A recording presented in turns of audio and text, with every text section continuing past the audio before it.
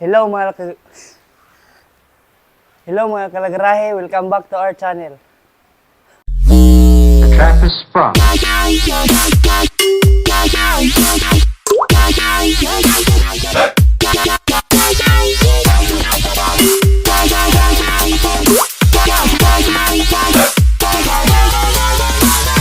For today's vlog, special tong vlog na to kasi hindi na Honda yung i-feature natin.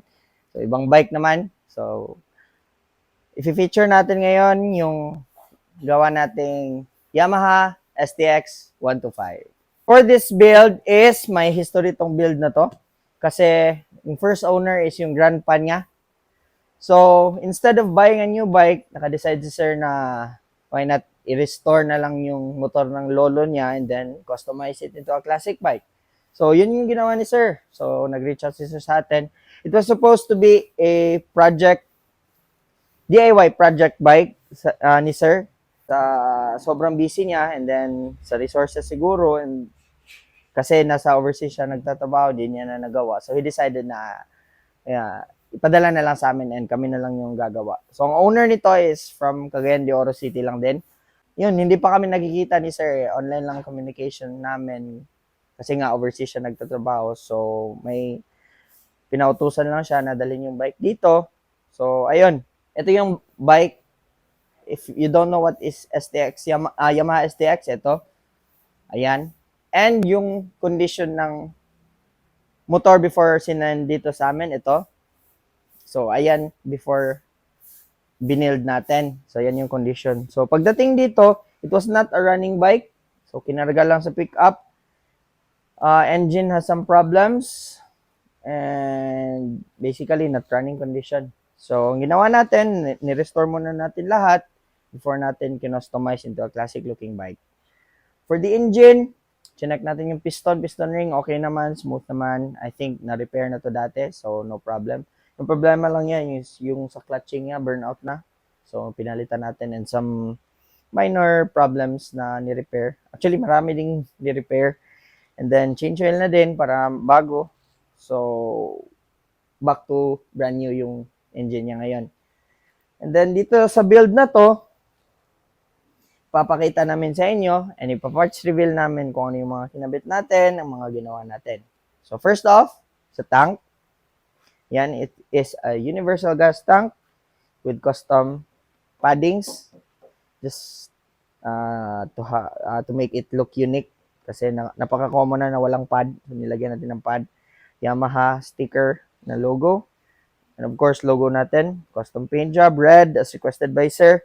Yung original kasi na paint job is kind of like a lighter red.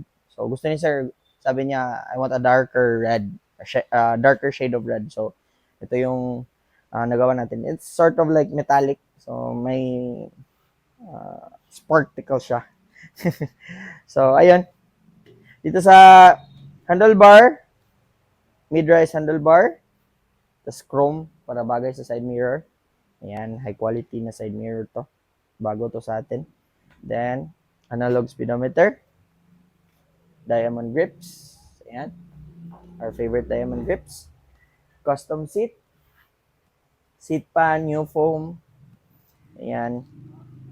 And dito sa headlight, standard clear lens headlight with custom bracket and grilled signal lights, harap at likuran. Custom fender sa harap. Ayan. And then, converted na to disc brake. Kasi yung old na braking system nito is wala, sira na. Same as the back part. So, etong rear part pala mga kalagarahe, pinalitan na to ng brand new na hub. Kasi wala na yung luma, pag-ewang-gewang na. So, yung bearing. So, instead na ipa-repair natin, ipa-machine, ginawa natin, ni-replace na lang ng bago para maging bago naman. So, braking system sa likuran, brand new din. And for the rims and tires, 17, 90 sa harap, 110 sa likuran para hindi masyado mabigat. And then, sa engine, complete repaint, strip to metal, I mean. And then, ni-repaint natin pati yung whole frame, chassis. Ayan, naka-repaint na din yan. Yung rear shock, since okay pa, ni-repaint na lang natin into black. Have a brand new look of it. So, dito naman sa bullet pipe, ayan, custom na rin yung exhaust system kasi wala na yung bago. Ayan, favorite natin na bullet pipe. And dito naman, favorite part natin, naked type na mga gawa natin. Medyo complicated siya. So, sa mga nagtatanong, ito yung battery. Ayan. And sa carburetor pala, yung luma, wala na. So, pinalitan na lang natin ng racing carb. 26mm lang. Pero high quality na Nibi carb. And then stainless filter. Ayan. For performance. And then, yun lang. Pinakita natin kay sir yung gawa natin. And happily, naging okay naman yung resulta, reaction niya. Actually, masaya si sir kasi compared to the previous condition ng bike na to versus now, ibang-iba na talaga yung naging looks and naging itsura and kulay. So, naging brand new na siya tignan ngayon. So, thank you. Shout out sa iyo, Sir Jude, for trusting Lagarahe. And bukas, pipick upin niya na to. So, ayun. We hope na you like our build, Yamaha STX 125. So, please don't forget to like, comment, share, and subscribe. Peace out. Thank you.